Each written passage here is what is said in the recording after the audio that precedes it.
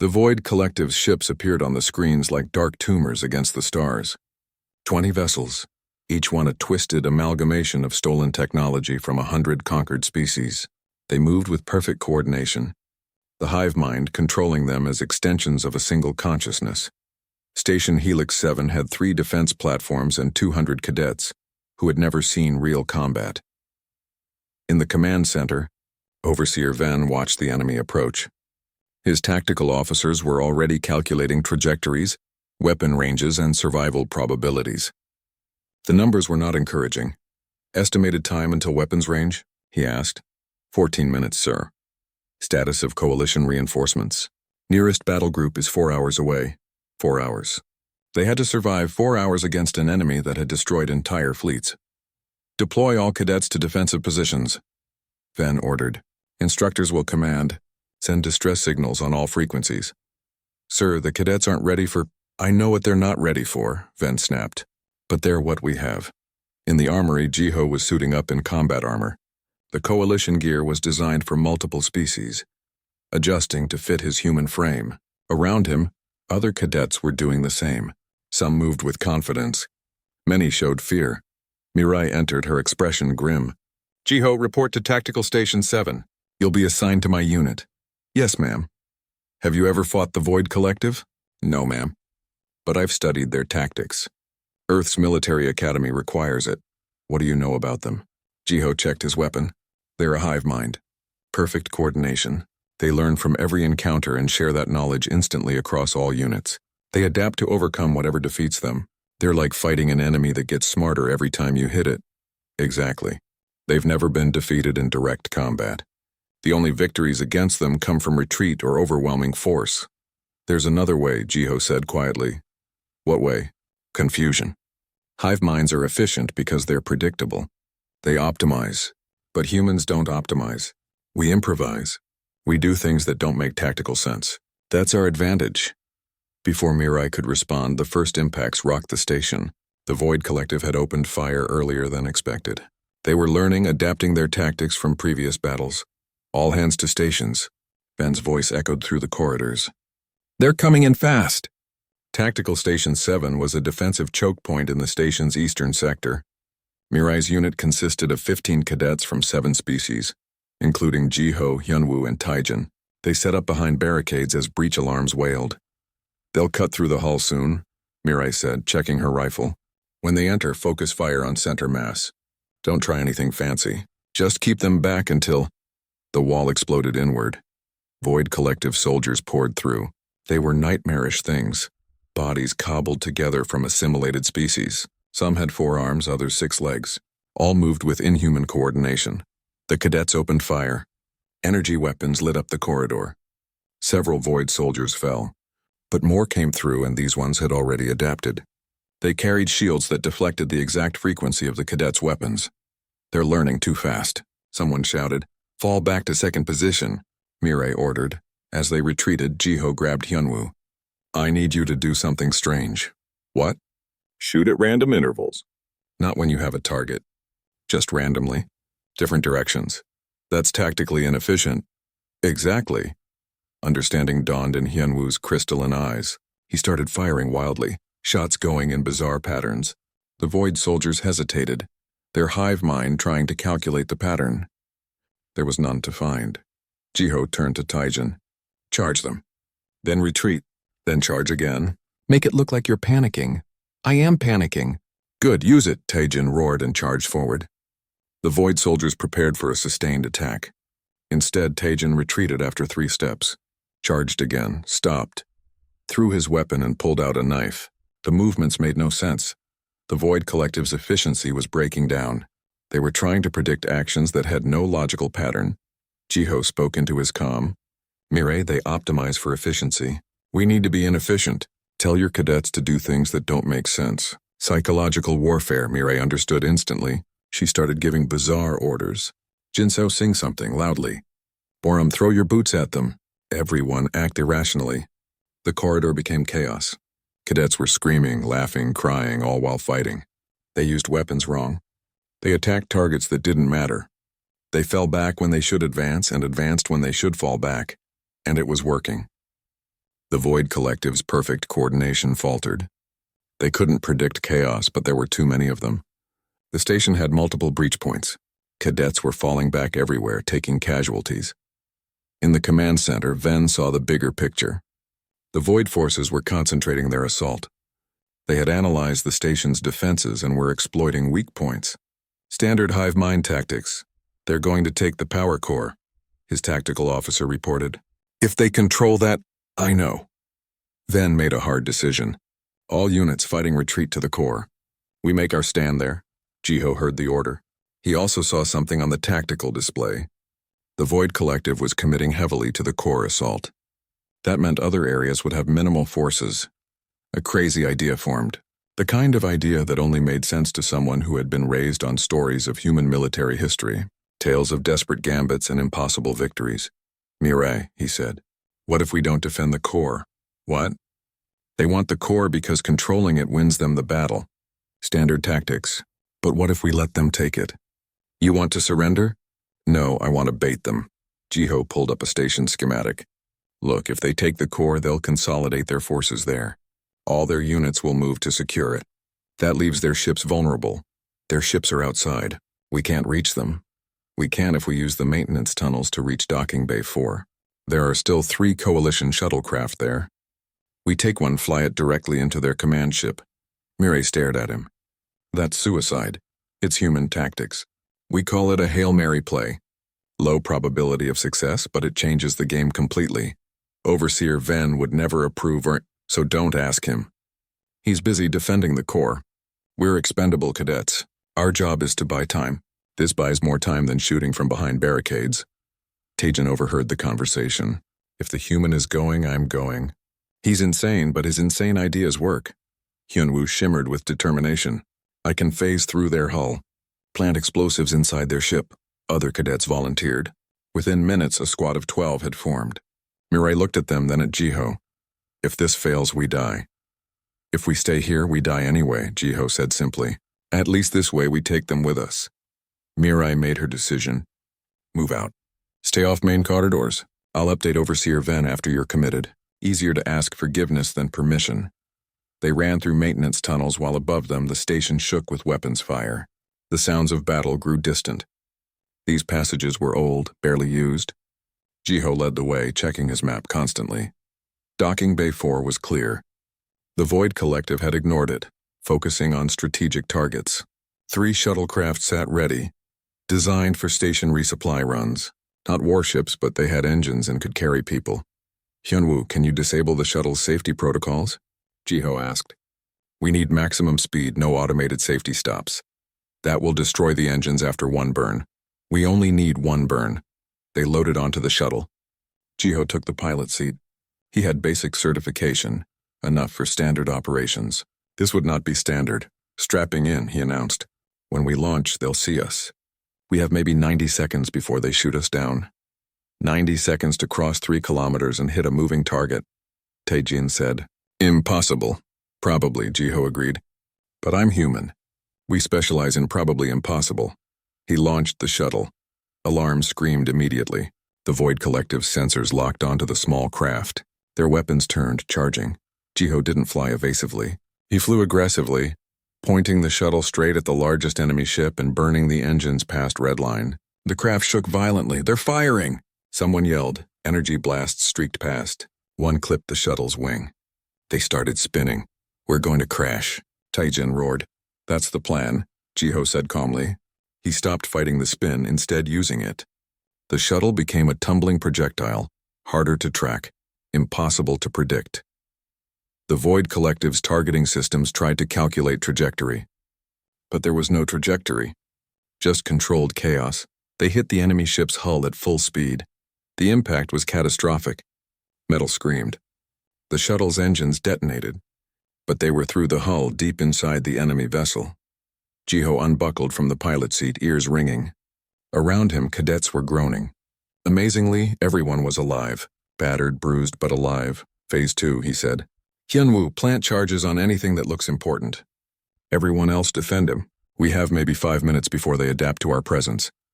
They stumbled through the alien ship's corridors. Void Collective soldiers appeared. The cadets fought desperately, no longer caring about tactics. This was survival. The Academy's council chamber felt cold despite the comfortable temperature. Jiho sat alone at a simple table while the board of instructors reviewed his case. Through the transparent wall behind them, the stars rotated slowly in the endless dark. Taijin and his squad had already faced their hearing.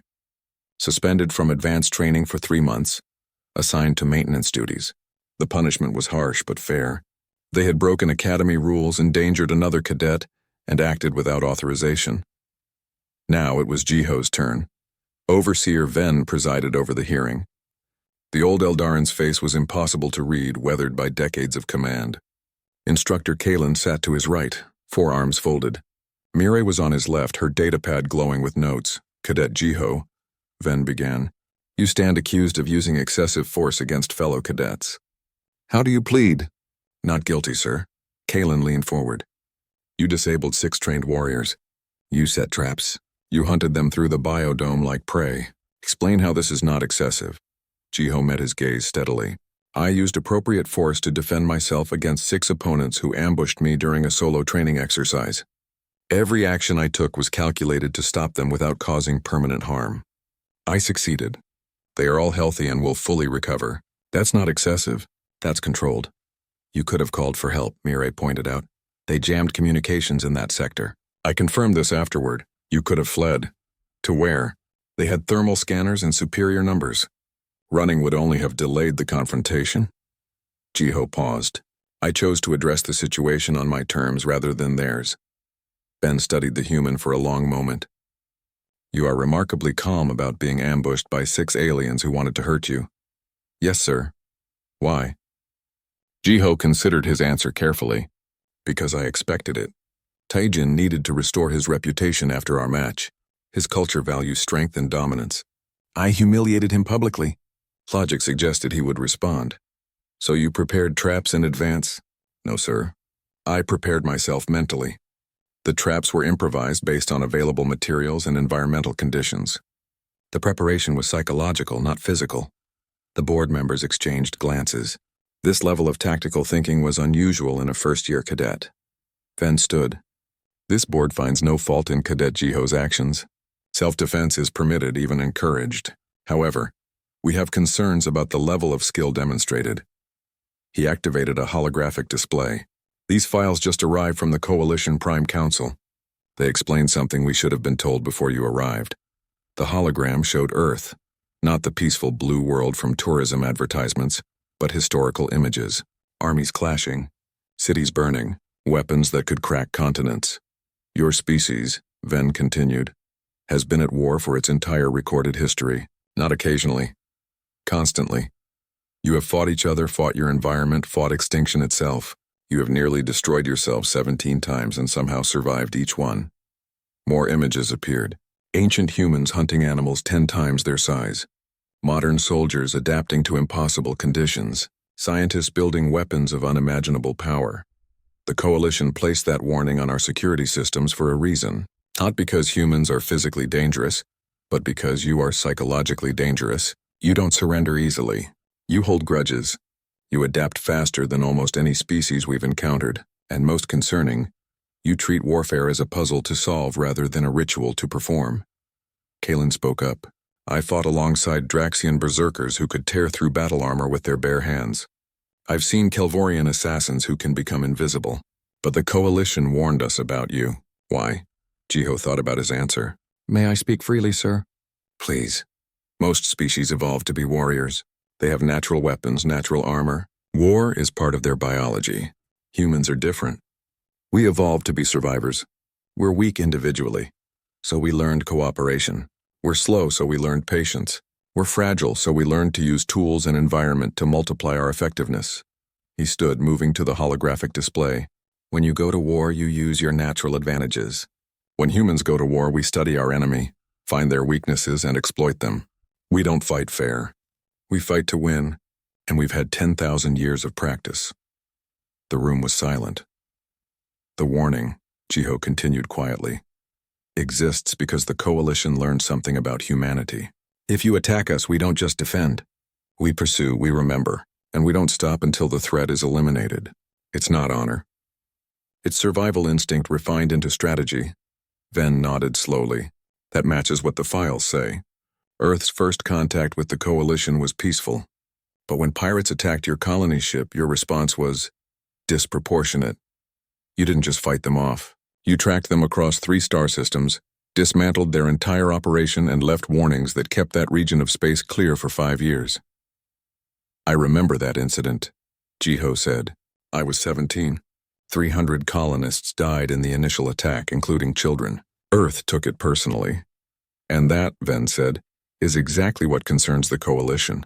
You take things personally. Most species fight, win or lose, and move on. Humans don't move on. Mireille had been quiet, but now she spoke. What you did in the biodome, is that standard human training? Basic level, ma'am. Any Special Forces operator could have done the same. And how many Special Forces operators does Earth have? Classified, ma'am. But enough. Kalen laughed, a harsh sound. I begin to understand. The warning isn't for us. It's for potential enemies. Don't start a fight with humans because they won't stop until it's finished. Essentially, sir. Ben made a decision. Cadet Jiho, you're cleared of all charges. Furthermore, I'm recommending you for advanced tactical training. Instructor Kalen, you will work with him personally. If humanity possesses this level of strategic thinking, the Coalition needs to learn from it. Yes, sir, Kalen said, and for the first time, there was respect in his voice. Dismissed. Outside the chamber, Hyunwoo was waiting. His crystalline form sparkled in the corridor lights. Well, cleared, Jiho said. No punishment. Good. I was worried. Hyunwoo walked beside him. Can I ask you something? That thing you did with the traps. Could you teach me? Why? Because I've spent my whole life relying on my species' natural abilities. But you don't have natural abilities, and you're more dangerous than most of us. I want to understand how that works, Jiho smiled. I can teach you. But it's not about the traps. It's about the thinking behind them. Thinking is what I do best. Over the next few weeks, word of the biodome incident spread.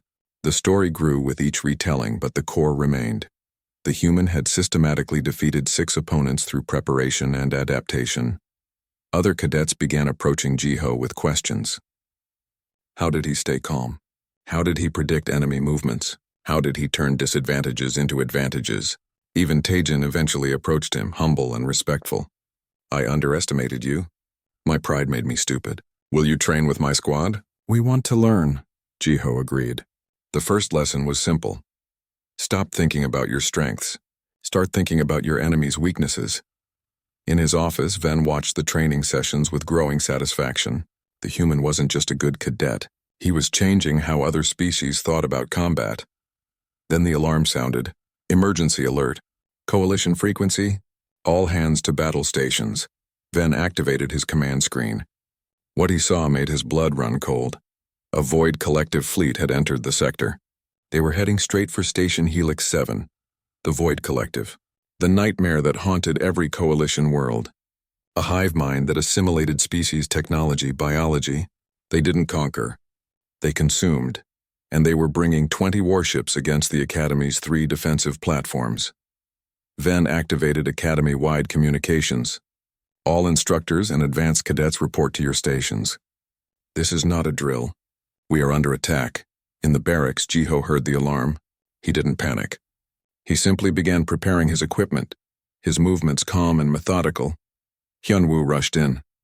The Void Collective. We can't fight them. Yes, we can, Jiho said quietly. How? They're a hive mind. They learn from every battle. They adapt. Jiho smiled, and there was something cold in it. So do humans. The difference is we've been adapting longer. He headed toward the armory. Behind him, Taejin gathered his squad. If the human thinks we can win, the Valkorian said, then we follow his lead. The battle was coming, and for the first time in Coalition history, the Void Collective was about to learn why you don't engage humans. The biodome stretched across 3 square kilometers of Station Helix 7's lower levels. Inside, the Academy had recreated a dozen hostile environments for survival training. Dense jungle transitioned into rocky desert. Swamps bordered frozen tundra. It was night cycle now, and the dome's artificial moon cast everything in silver shadows. Jiho moved through the jungle sector alone. Night navigation was a solo exercise. Each cadet received coordinates and had to reach the checkpoint using only basic equipment. No communications, no weapons beyond a practice knife, no outside help. It was meant to test self-reliance and environmental adaptation. He knew Taejin was coming. The tracking was obvious once you knew what to look for. Broken branches at height, disturbed undergrowth too large for the dome's simulated wildlife. The faint electronic hum of military-grade thermal scanners. 6 of them, Jiho estimated, Taejin and his squad. They had probably disabled the instructor monitors in this sector. This would be their chance to prove the human was nothing special, to restore Taejin's reputation through overwhelming force. Jiho smiled in the darkness. They thought they were hunting him. He found a tree with thick vines and began to climb. His movements were silent, practiced. In Earth's special forces, he had trained in jungles far more dangerous than this simulation. Real predators, real diseases, real death. This was comfortable for him. From his elevated position, Jiho could see the thermal signatures approaching. 6 bright forms moving in tactical formation, professional, disciplined.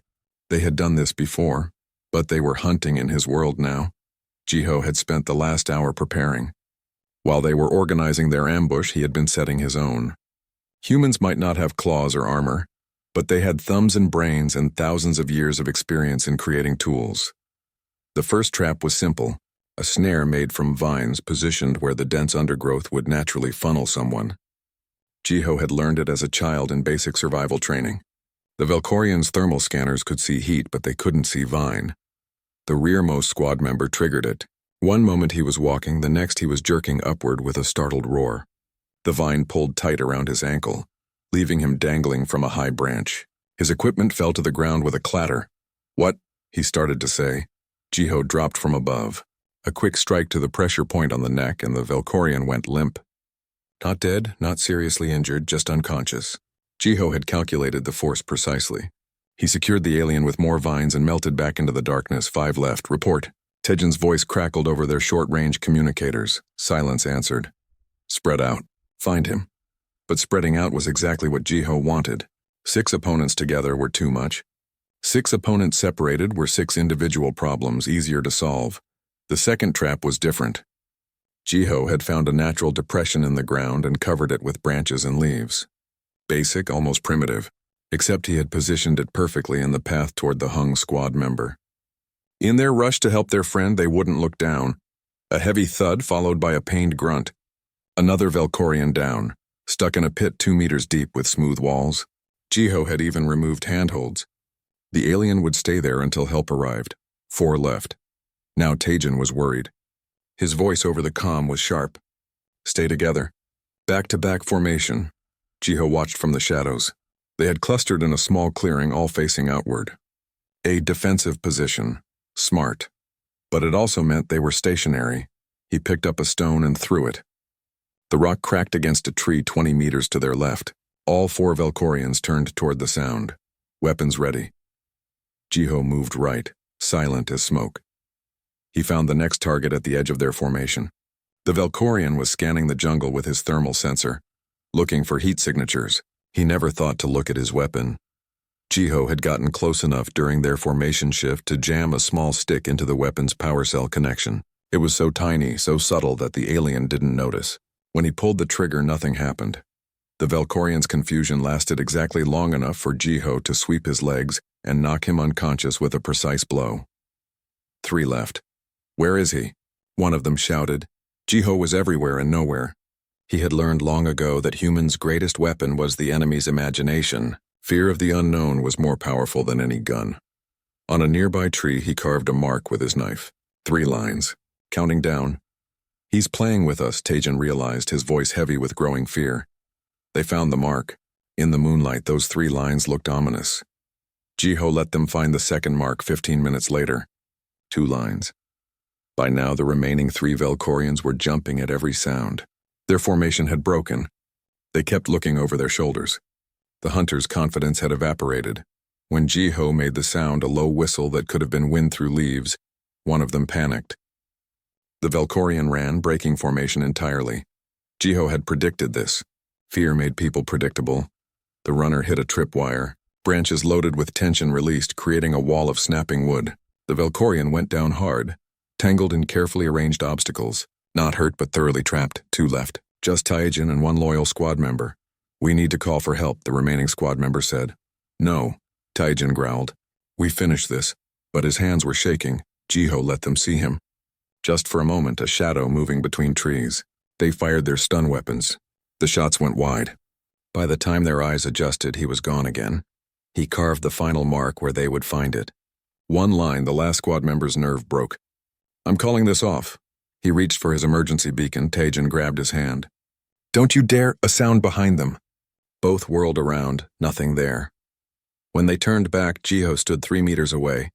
He hadn't been there a second ago. Now he was, materializing like a ghost. The squad member ran. Jiho let him go. It was Taijin he wanted to talk to. You wanted to test me, Jiho said quietly. Consider yourself tested. Taijin activated his distress beacon, pride finally broken.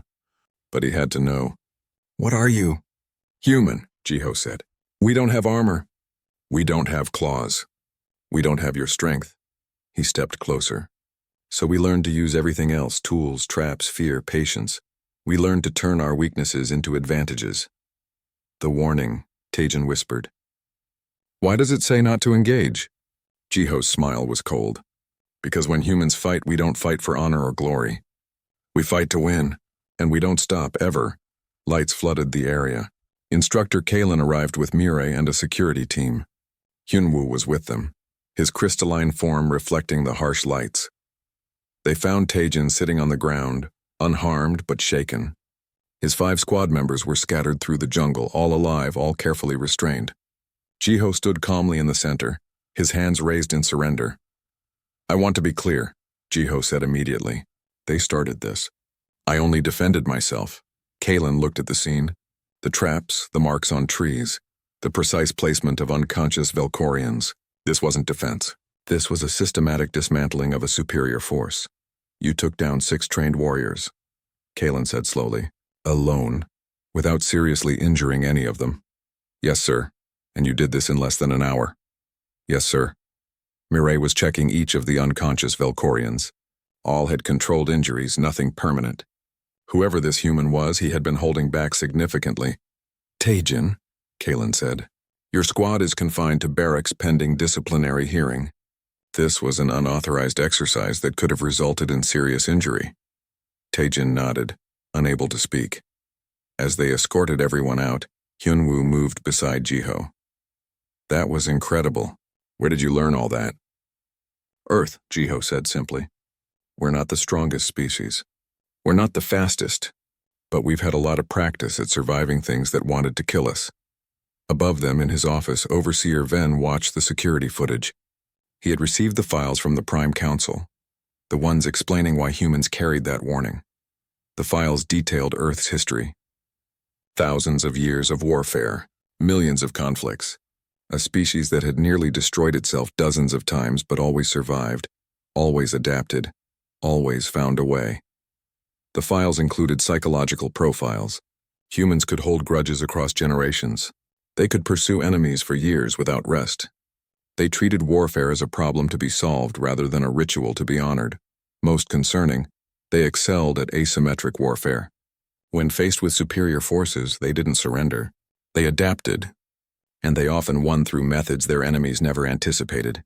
Ven closed the files. He finally understood the warning. It wasn't about human strength or technology. It was about human nature. Dawn came quickly on Station Helix 7.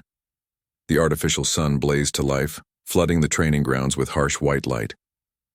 200 cadets stood in formation, representing 40 different species from across the galaxy. Each one had been chosen as the best their world had to offer. Instructor Kalen walked along the ranks. The Draxian's forearms were crossed over his scarred chest and his orange eyes missed nothing. He had fought in 12 campaigns and survived battles that killed better warriors than these cadets. Today you face the gauntlet, Kalen announced. His voice carried across the silent field. Each of you will enter alone. The course will test everything you are. Your strength, your speed, your will to survive. Some of you will fail. Some of you will quit, and that is acceptable. Better to learn your limits here than to die in real combat. He paused. his gaze sweeping across the formation until it landed on Jiho. "We have a new species joining us. Human. From Earth." Kalen's tone was neutral, but something in his eyes suggested doubt. "The gauntlet does not care what world you come from. It does not offer mercy to the weak. Let us see what you are made of." The cadets entered one by one. Jiho watched from the waiting area as species after species tackled the course. The gauntlet was brutal. Gravity fields shifted without warning, crushing some cadets to their knees under 3 times normal weight. Acid pools bubbled and spat. Energy barriers sparked and burned. Combat drones attacked with weapons set to stun, but stun at levels that could break bones. Tajin went first among the Velkorians. His massive frame powered through obstacles that would kill smaller species. He tanked damage that would hospitalize others, his natural armor absorbing impacts that cracked the training ground beneath his feet. His time was fast, aggressive, overwhelming. The crowd cheered. Yenwu's turn was different. The crystalline being's body shifted, becoming nearly transparent. He phased through solid barriers, let energy weapons pass harmlessly through his altered state. It was beautiful to watch, like light dancing through a prism. His time was slower, but he took no damage at all. More species went. Each showed their natural advantages. Wings, telekinesis, multiple limbs, enhanced senses. The gauntlet was designed for all of them. "Cadet Jiho," Kalen called. "You're next." Jiho stepped forward. He wore the standard training suit, light armor that would protect against minor impacts, but nothing more. No weapons, no tools. Just him. The starting gate opened. The first section was the gravity field. Jiho felt the weight increase immediately, pressing down on him like an invisible hand. 3 times Earth normal. His knees bent, but he didn't fall. Earth's gravity was already stronger than most coalition worlds. Humans had evolved in it, adapted to it. This was uncomfortable but manageable. He moved forward. Not fast, but steady. Each step was calculated, conserving energy. A combat drone dropped from above, weapons charging. Jiho saw it coming. Instead of running or fighting, he moved to where a piece of broken debris lay half buried in the ground. As the drone fired, Jiho lifted the debris at an angle.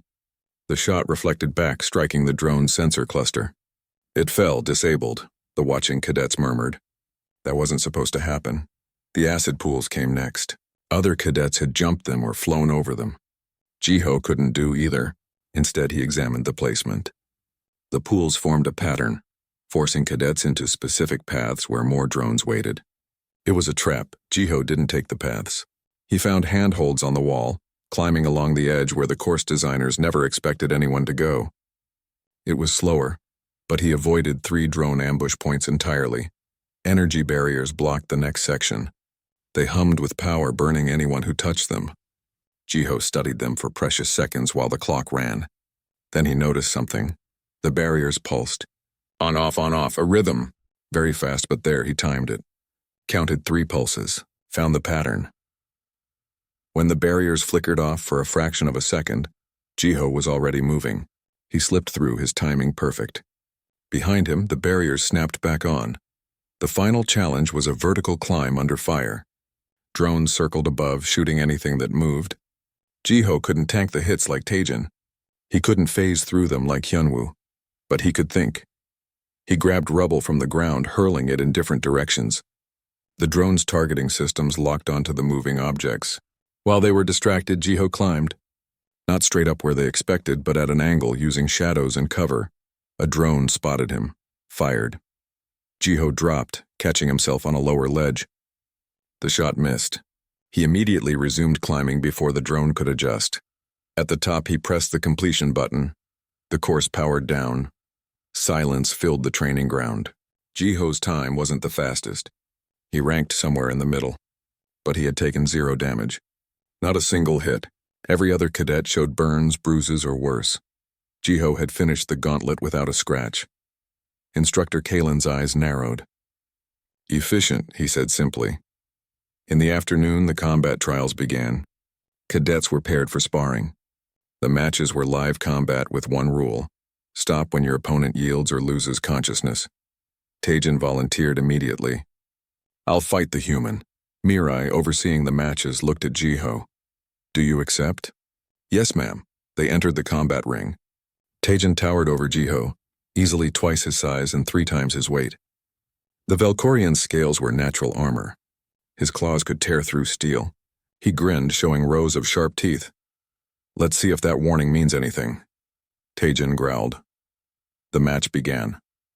Taejin charged immediately, using his overwhelming mass as a weapon. Jiho sidestepped, but barely. The Velkorian was fast despite his size. A clawed hand swept at Jiho's head. He ducked, backed away, kept moving. "Fight back," someone in the crowd yelled. But Jiho didn't fight back.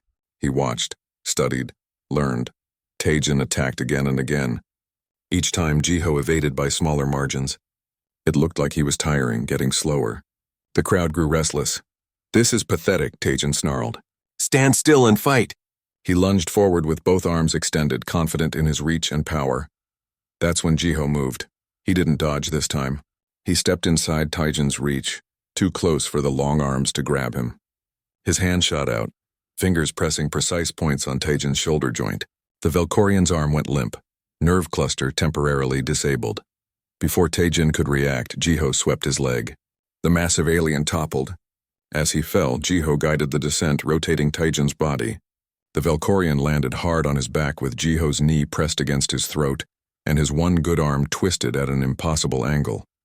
The entire exchange took less than 3 seconds. "Yield," Jiho said quietly. Taejin thrashed, trying to use his superior strength. Jiho applied more pressure to the arm. The joint made a concerning sound. "Yield," Jiho repeated, "or this arm breaks." Rage and humiliation battled on Taejin's face. Finally, he slapped the ground with his free hand. "Surrender."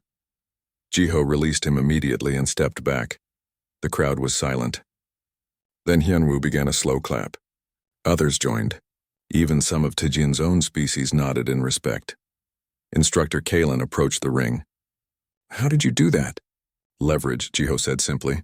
"And patience." That night, Taejin gathered his squad in the equipment storage area. 6 Velkorians, all furious at their leader's public humiliation. "We're going to test this human properly," Taejin said, his voice low and dangerous. "Tomorrow during night navigation exercises. No instructors, no rules. We'll see how dangerous he really is." "What if he reports us?" one asked. "He won't," Taejin said confidently. "Humans are supposed to be honorable warriors, right? He'll accept the challenge." They didn't know that Hyunwoo had overheard everything through the wall.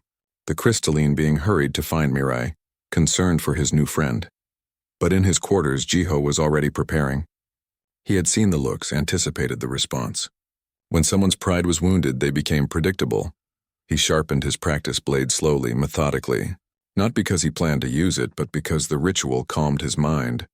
Tomorrow would be interesting. The transport ship's doors hissed open, and Jiho stepped onto the landing platform of Station Helix 7. The Galactic Military Academy stretched before him like a floating city in space, its massive structures gleaming under the light of 3 distant suns. Cadets from dozens of species moved through the courtyard, their forms ranging from towering reptilians to floating crystalline beings that shimmered with inner light. Jiho adjusted the strap of his simple canvas bag. He wore the standard academy uniform, but even that looked different on his human frame. No scales, no extra limbs, no glowing marks of power. Just a young man with dark hair and quiet eyes, standing alone in a sea of aliens who had evolved to be warriors. The whispers started immediately. "That's the human," someone hissed in Galactic Common. Jiho's translator implant caught every word. "They actually let one in," another voice scoffed. "I heard they have no natural armor at all. Soft skin, weak bones. They break so easily." Jiho kept walking. He had heard worse during his 5 years in Earth's Special Forces. Words were just sounds. They couldn't hurt you unless you let them. The main security gate stood ahead, a massive archway embedded with scanning technology from 100 worlds. Every cadet had to pass through it for identification and security clearance. Jiho joined the line, watching as other cadets moved through without incident. The gate flashed blue for each one, displaying their species and homeworld in holographic text. When Jiho's turn came, the cadets behind him snickered. He stepped through the archway. Alarms exploded through the courtyard. Red lights bathed everything in crimson. The gate's display blazed with text in letters a meter tall. "EARTHBORN, do not engage." The entire courtyard fell silent. Hundreds of cadets stopped moving. Conversations died mid-sentence. Even the instructors turned to stare. Jiho stood in the center of the archway, calm and still, while the warning flashed above his head like a crimson crown. A Valkorian cadet pushed through the crowd. Tajin stood nearly 3 meters tall, his scaled body rippling with muscle designed for a high-gravity world. His reptilian eyes fixed on Jiho with open contempt. "A malfunction," Tajin announced loudly. "The human probably broke it just by walking through." Laughter rippled through the watching cadets. "Maybe it's warning us not to step on him," another Valkorian added. "He looks fragile." More laughter. Jiho said nothing. He simply picked up his bag and moved toward the processing center. "Wait." Tajin's clawed hand landed on Jiho's shoulder. "We're talking to you, human." Jiho looked at the hand, then at Tajin's face. His voice was soft but clear. "I heard you. I chose not to respond. Chose not to." Tajin's face twisted in anger. "You think you're better than us?" "No," Jiho said simply. "I think I'm here to train, not to argue." He removed Tajin's hand from his shoulder with a gentle but firm motion and walked away. Behind him, the Valkorian's rage was obvious, but Jiho didn't look back. Inside the processing center, a female Valkorian officer named Mirai reviewed his credentials. Her scales were a darker shade than Tajin's, marked with scars from real combat. Unlike the cadets, she didn't laugh at the human before her. "You're the first of your kind here," she said, her voice neutral. "That warning at the gate. Do you know what it means?" "No, ma'am." Mirai studied him for a long moment. "Neither do I, but I intend to find out." She stamped his documents. "Report to Barracks 7. Training begins tomorrow at dawn. Don't be late." "I won't." As Jiho left, a crystalline being approached him in the hallway. The creature's body looked like living glass, refracting light into rainbow patterns. His name was Hyunwoo according to the nameplate on his uniform. "That was interesting," Hyunwoo said. His voice sounded like wind chimes. "The gate has never done that before." "You saw it?" "Everyone saw it. The whole academy is talking about nothing else." Hyunwoo tilted his head, a gesture that looked strange on his geometric form. "Why would your species have such a warning?" "I don't know," Jiho admitted. "You really don't know?" Hyunwoo seemed genuinely curious rather than mocking. "Nothing in your history that would explain it?" Jiho thought about Earth's history. The wars, the struggles, the countless times humans had nearly destroyed themselves, the weapons they'd built, the conflicts they'd survived. But he simply shrugged. "If I had to guess," he said carefully, "it's probably a mistake." Hyunwoo didn't look convinced, but he didn't press. "I'm in Barracks 7 as well. I'll show you the way." That night in the barracks, Jiho lay on his bunk while other cadets whispered. Some were curious. Most were dismissive. A few, like Tajin, who had arranged to be transferred to the same barracks, were openly hostile. "Tomorrow," Tajin said loudly enough for everyone to hear, "we'll see what this human is really made of. The training course doesn't care about warnings or mistakes. It only cares about strength."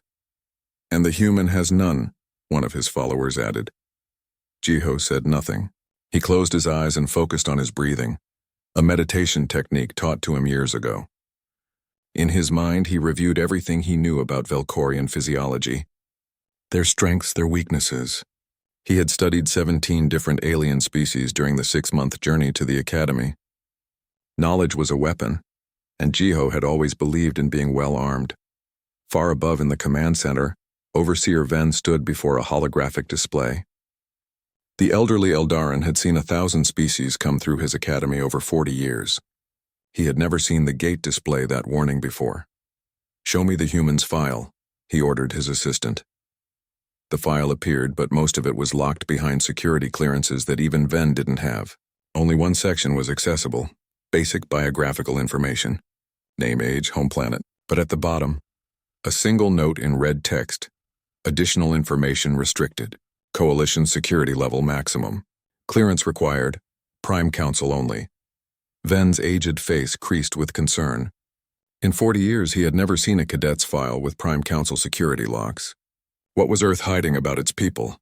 And why had the Coalition agreed to put that warning on every security gate in known space? He opened a secure channel to the Prime Council headquarters. Whatever the answer was, he needed to know it before tomorrow's training exercises began. In Barracks 7, Jiho opened his eyes in the darkness. He knew what was coming. He had seen the looks, heard the challenges. Tomorrow, someone would try to prove the warning was a mistake. Let them try, he thought. Let them learn.